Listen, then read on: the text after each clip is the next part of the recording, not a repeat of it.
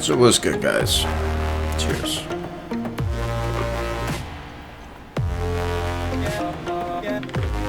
So, been dealing with a little bit here lately. Need to, I guess, go have my ankles x-rayed. I may have broken a bone in each foot. Yeah.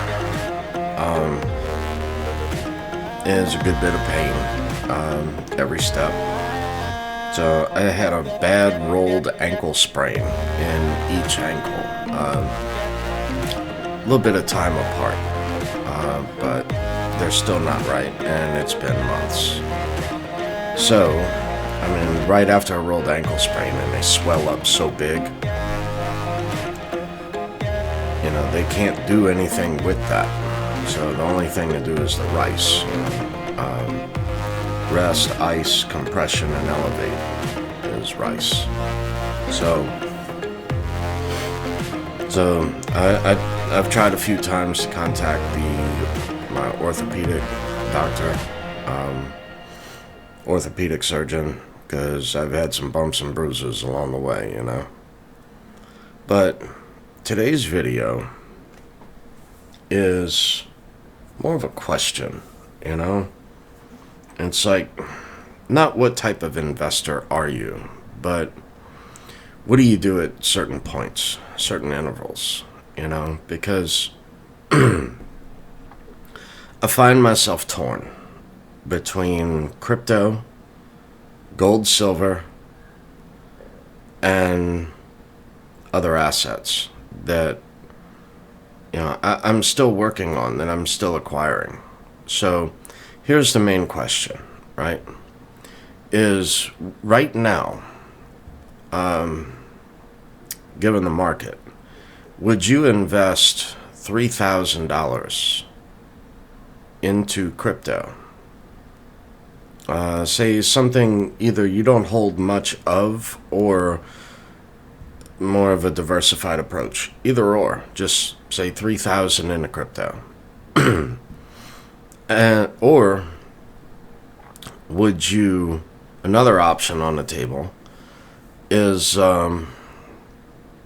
my local coin shop has a 100-ounce Engelhard bar, old vintage Engelhard. It's a loaf bar.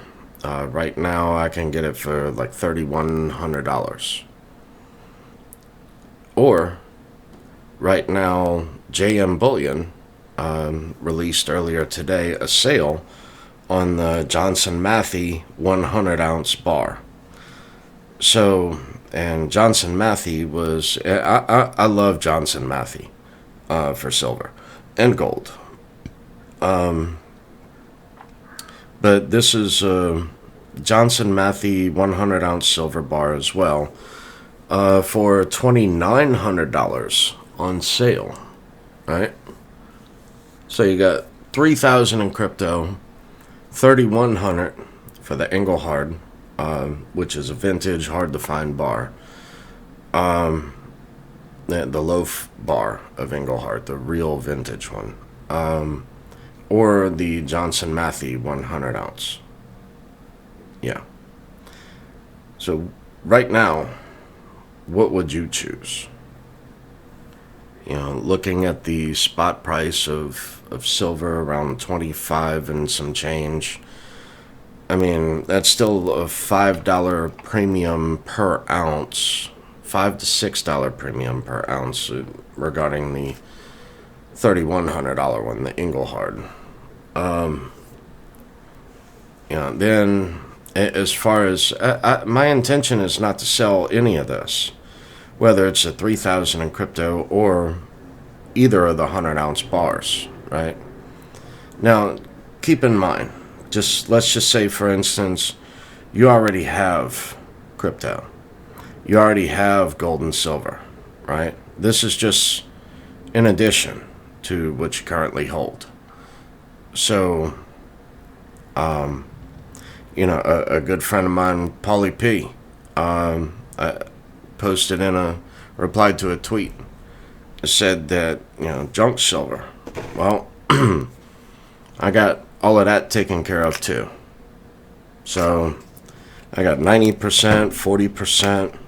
So 90% junk silver is anything minted before 1965. So 1964 and earlier of the 90%. These are walking liberties. So half dollars. So I don't know how much junk silver I have. I know it's over $100 worth of junk silver. So listen at that.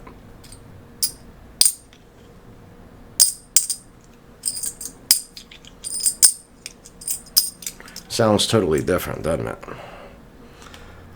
So I've got several of the 90% in half dollars, quarters, dimes, you name it. Even Morgans and peace dollars. And then I've even got a collection of 40%, which is the half dollar Kennedy between 1965 and 1970.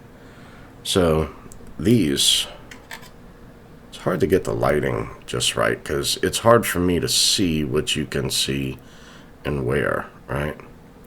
So these are 40% silver. So, and same thing, you know.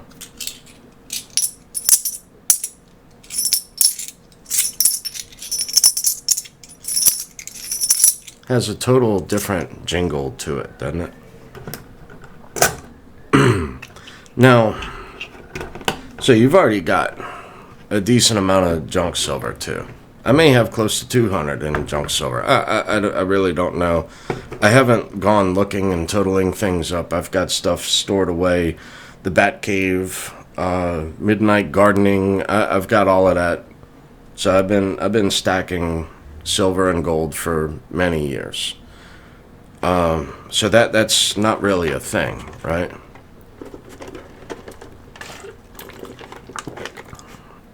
So, because it's going to come down to real assets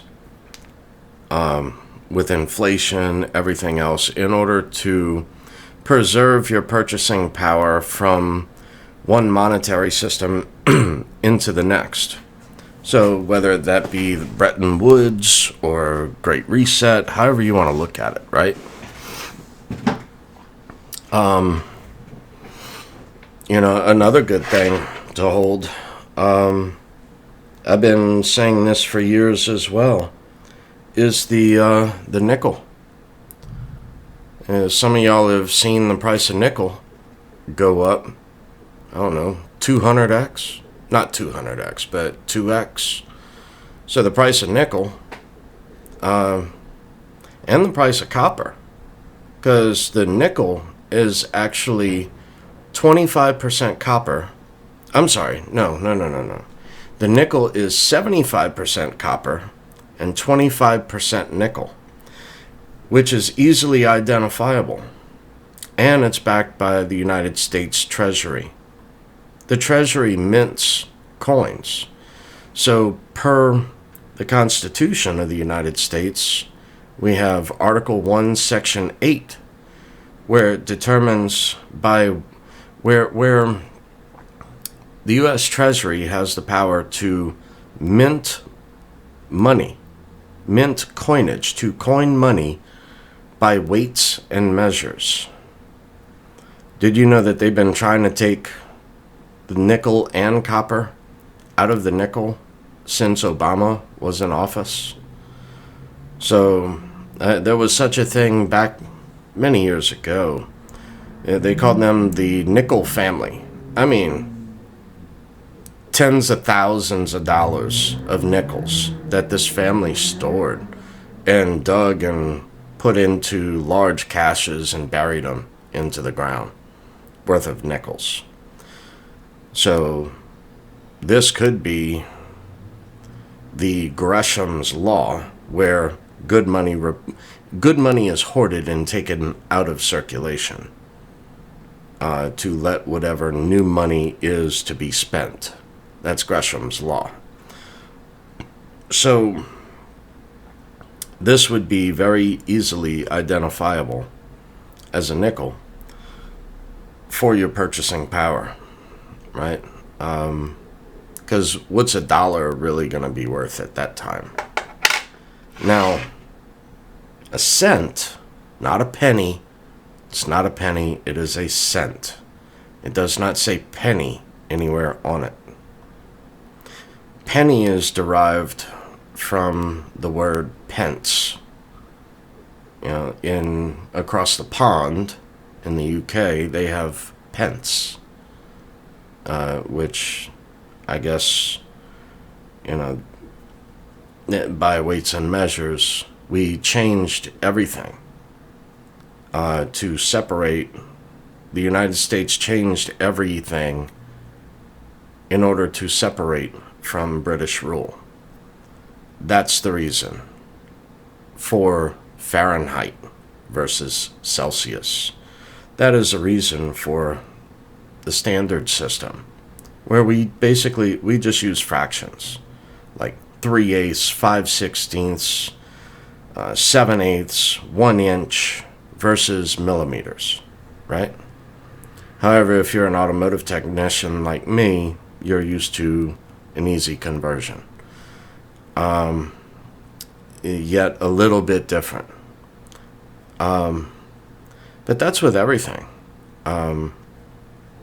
So that's the reason why there's Fahrenheit and Celsius and a cent and a pence and many other things.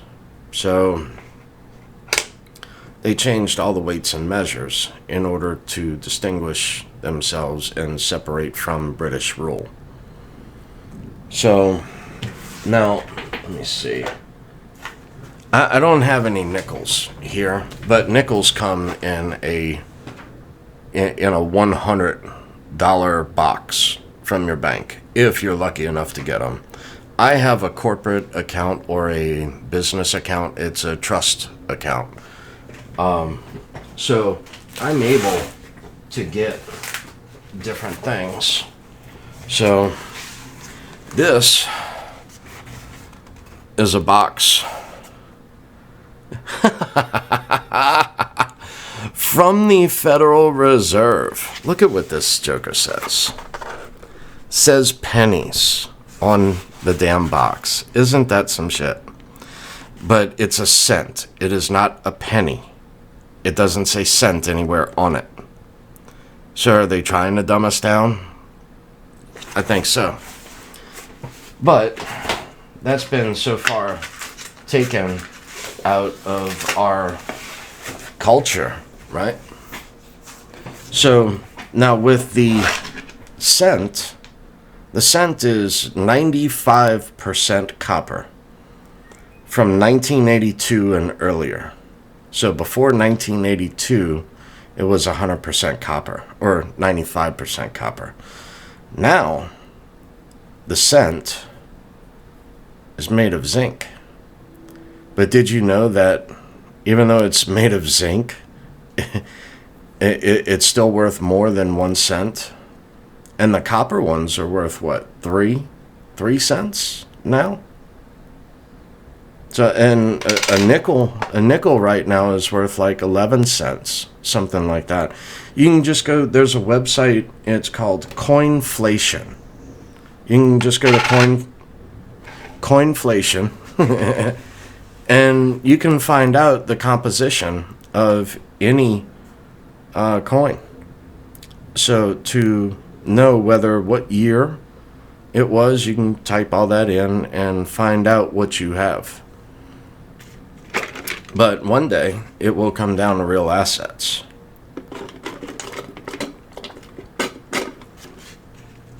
The Weimar Republic. The way that a lot of those people survived in that time, it was called a bathtub of coinage. So the bathtub of coinage were the people who did really well. because the fiat dollars, the paper dollars, were being printed to oblivion. Like now, in every nation state, right? So, they've just printed and created more money. I shouldn't say money, I should say they printed more currency than any other time in human history, and then doubled it. It was said that, years ago it was said that if, with the number of $1 trillion that they had, imagine if you were to spend $1 million a day, $1 million a day, to go back to the time of Christ, you would still not equal that. That gives you an indication as to how much paper has been printed. A good show to watch on YouTube or listen to is Mike Maloney, The Hidden Secrets of Money. Watch all of the episodes. Listen to every one of them. Take notes. As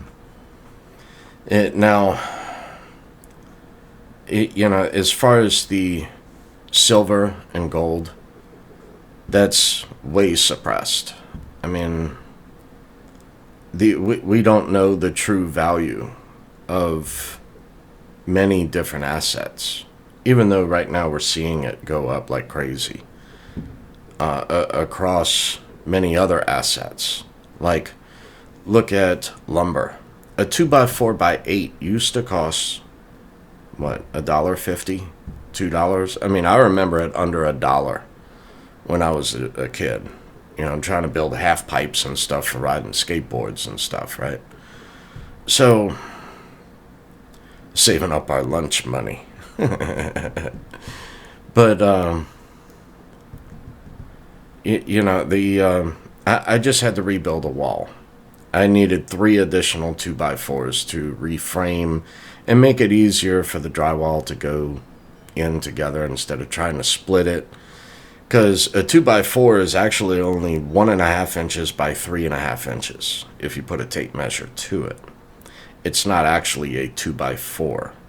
That is shrinkflation. They did that many years ago, where they changed it from being 2 inches by 4 inches to 1.5 inches by 3 inches to get more cuts of wood per pallet to sell to the consumer. But the price never did decrease. But anyway, that one 2x4x8, now not pressure treated, nothing. It was $13 a piece. So yeah, I was walking out of Lowe's for $50. It's like, wow, for 3 2x4s, $50. So, and then, okay, now,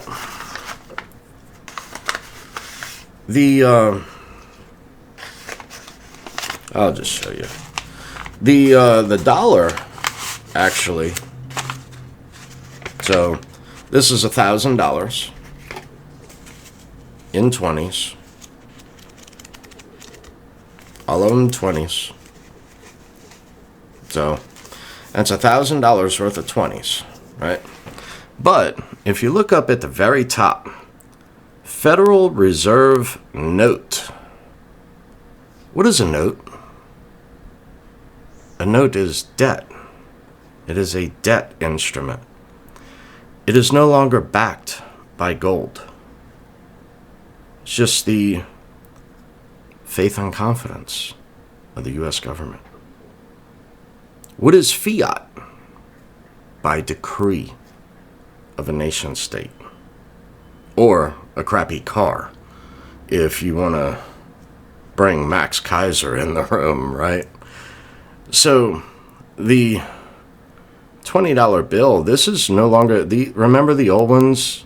You can every once in a while find like a $5 note that is redeemable for silver, or a $1 note that is redeemable for silver. It was like 1955-ish, 57-ish. I've got a few of them, but I didn't break them out for today.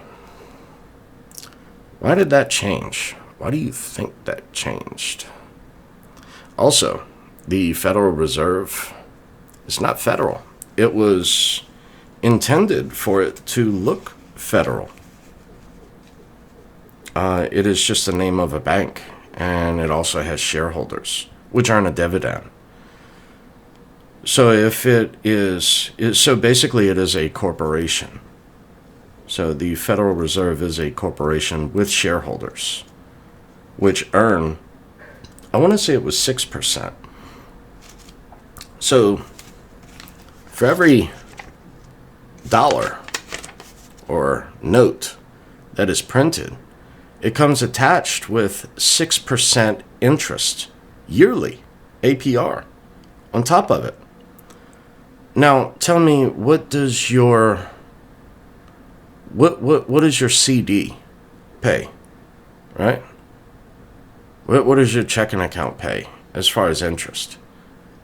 And did you know that when you deposit money into a bank, when you deposit fiat dollars into a bank, those laws changed under President Obama? I believe it was Citi or Citibank. Started with a C. I remember that. So I think it was Citi. But their attorneys are the ones who drafted the bill. And the Obama legislation just signed that away into law. Basically, what it did was, in 2008, remember, you had $1,000 in your 401k, all of this. Next thing you know, it's worth $500. However, to prevent a run on the banks, right? Which is why I recommend people hold some form of cash, preferably low bills, 20s and below. 5s would be better, really. But these are just 20s. But I believe it was Citi who wrote the law, and it was just passed. It's like, oh, you expect us to read the bill? Yeah. That's what you were elected to do. At least have a panel proofread it and give you the rundown on it, right? That's why you have so many, assistants, right? But yet, what they did in that bill was they changed the FDIC are now liable to, you're now a lender to the bank. It is then their money once you make that deposit into the bank. So you're now a lender to the bank, and the FDIC, yes, they'll insure. Lately, I've been seeing like $200,000, not $250,000 that they will back for your account. The thing is, the law changed how that is to come. They don't pay their depositors first anymore. Oh, no. No, now they pay the derivatives first. Yeah. Remember derivatives? Weapons of mass financial destruction? Yeah. Yeah. And when you do the math on that, did you know that for every $1,000, there's only a nickel backing that? Good luck to you if you hold your funds in a bank. There's only a nickel to every $1,000 when you do the math. That's not backed by anything. That is a sham. And here again, you may get your $1,000 back, right? You may end up getting this back. When is also another question that is in that bill. So yes, the bank could say, here's your $1,000, right? But they won't, because it is no longer defined as far as a time frame in which they have to pay you. Here's your $1,000 over a 30-year term. What is that dollar then worth to you? Nothing. So, here is another thing that I have going on in my mind now, right? So, I've got the choice to put $3,000 in crypto, $3,100 into one brick of silver, $2,900 into another brick of silver. Or, I do recommend holding cash. So right here, count the envelopes. That's 8,000. Normally I like to hold on to about 10. I like to hold on to about 10,000 in cash. And so there are only 8 here. So with that 3,000, I could then replenish this back to 10 with 2,000, and then have 1,000 left over for, say, either a kilo bar or 1,000 into crypto. Okay, that's another option, right? Here's another thing that I've been debating. So I developed a solar system, a solar powered system for my home. It's a 13 kilowatt, it might be 13 and a half kilowatts. So far, I invested $1,000 into it. Now, the total cost is $9,000 for the system that I designed of a 13 kilowatt or 13 and a half kilowatt. I think it's 13. But anyway, it was a grow watt split phase inverter is one part of it. And then the batteries are 48 volt. And it would be multiple 48 volt batteries in parallel. So there's been many tests on them, lithium iron phosphate. So they would, they'll last 20, 30 years easy. Double that if you know how to balance them and you take care of them, right? So that's kind of where I'm leaning going forward. Now, the $1,000 that I spent into solar, I bought 20 solar panels. They were 250 watts each at 24 volts. So in a 48 volt system, you then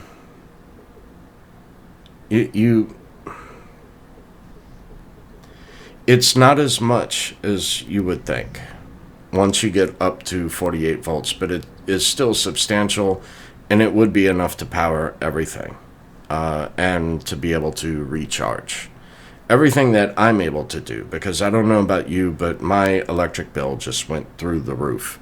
And I don't use a lot of electricity. I mean, it doubled. My electric bill doubled, essentially. And like I said, I don't use a whole lot of electricity. I turn things off. Half the time I don't use lights. I mean, what's the point? I mean, and then everything else I do is rechargeable. So, everything else that I do, every appliance in the whole house has been replaced and upgraded with the latest Energy Star this and that. Everything. So now here again, with the split phase inverter, there are ways to go about that with a whole electric house, right?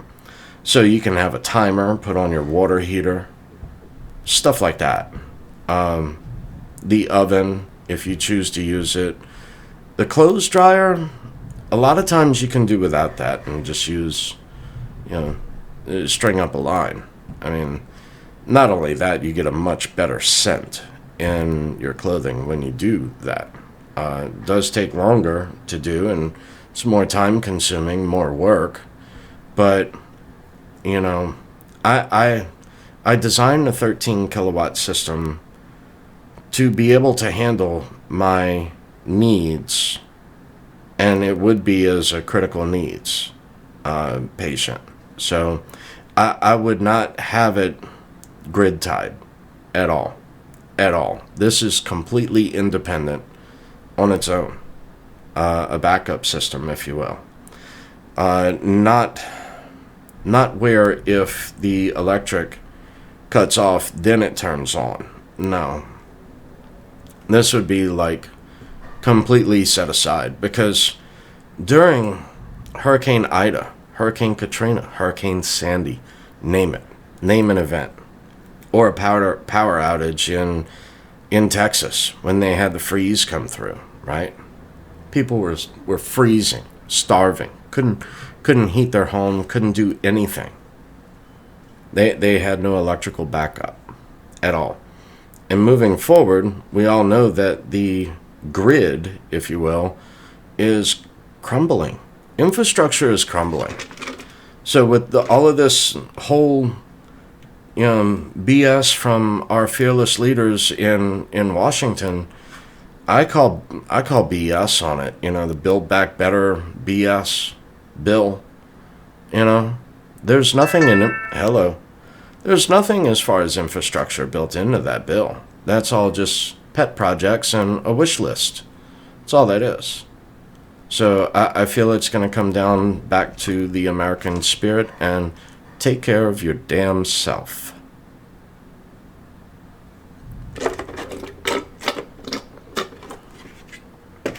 So we saw it during all these hurricanes and in Texas, where there was no gas to be had. That's great, you got a generator. What's a generator going to do you if you have no fuel? You have no electricity to pump the fuel. Okay, you got a propane generator. One up on everyone. Okay. Same thing. What you going to do when you run out of propane? Run up to the corner store with your gold or silver or a credit card? At that point, they may take crypto. But at that point, they'll definitely take cash. So I give you that. You may have one up there. Now, the thing with propane is you also have to have a place to store it. So I do not have a place to store propane. So you have to have all kinds of stuff done, like sand pit to have it sit in and everything else, and to bury it underground, all of this kind of stuff. It's more trouble than it's worth. Like I said, it costs $9,000 total for me for this electrical system. The solar system, rather. And I've already got 1,000 in. So if I take this 3,000 and put this 3,000 and apply that towards the 9, that's then 4,000. I'm almost halfway to being energy independent for myself. The other thing is, right, in that aspect, so let's say, oh, I can get fuel. That doesn't seem to be an issue. Not even including the price, right? Because we're all seeing the price double and triple, and it's about to go crazy. We know that. And then with the truckers and everything else, all of this is going to lead to the inflation of every asset going up, because the business will forward that cost onto the consumer. It's basic economics. So they're already working on such thin profit margins, with employees wanting minimum wage who never learned how to sweep or mop a floor from their mother. I'm not saying the average 40-year-old going in there to go get a job at minimum wage. I'm saying a 16 or 17-year-old, their first job. Why are they worth that much? They're not. Let the market decide that. Every time we have raised minimum wage, it's been a great inflation on everything else. You know, it might work great for about 3 months, right? You feel great. Now you're worth, you know, minimum wage went from $4 to $4.25, then to $7.25. The thing is, you get promoted. Everyone starts out at the very bottom. You only get promoted on your work ethic and your merit. That is it. If you don't have the will to work, you won't. That's simple. But anyway, so the cost of fuel, right? That aside. Now let's just say, for instance, you're able to get fuel.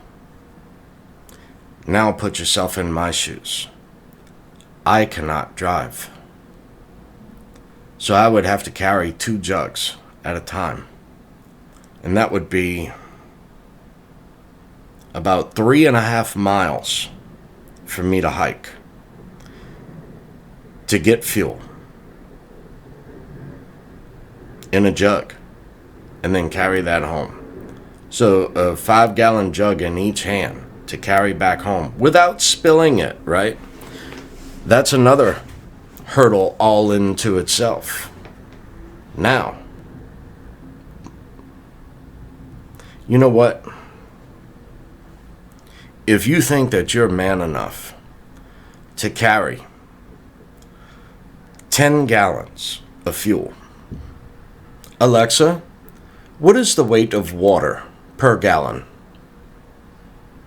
According to an Alexa Answers contributor, 1 U.S. gallon of water weighs around 8.33 pounds or 3.78 kilograms at room temperature. So the precise weight of water varies according to its level of density. Alexa, stop. Okay, so 8.5 pounds per gallon. So 8.5 times 10, 85 pounds. Can you carry 85 pounds in your hands and hike that 3.5 miles? Not including the 3.5 miles to get there, just the 3.5 miles to get back. Now, do you know how long 5 gallons of fuel lasts in a generator?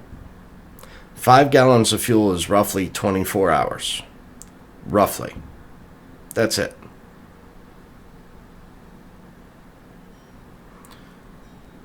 Because we all saw during this last hurricane, there was no fuel. People were flipping out, fights everywhere, people killing each other over someone skipping in line, and lines backed up for miles.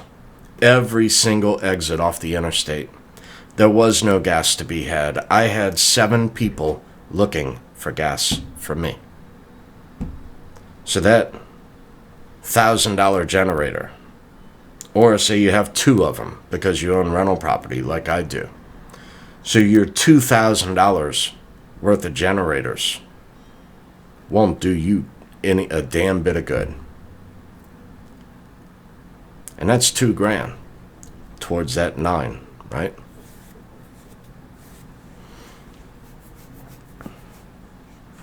So that's my thought in putting 3,000 into the solar.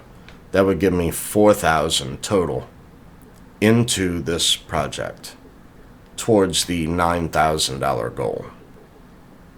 Or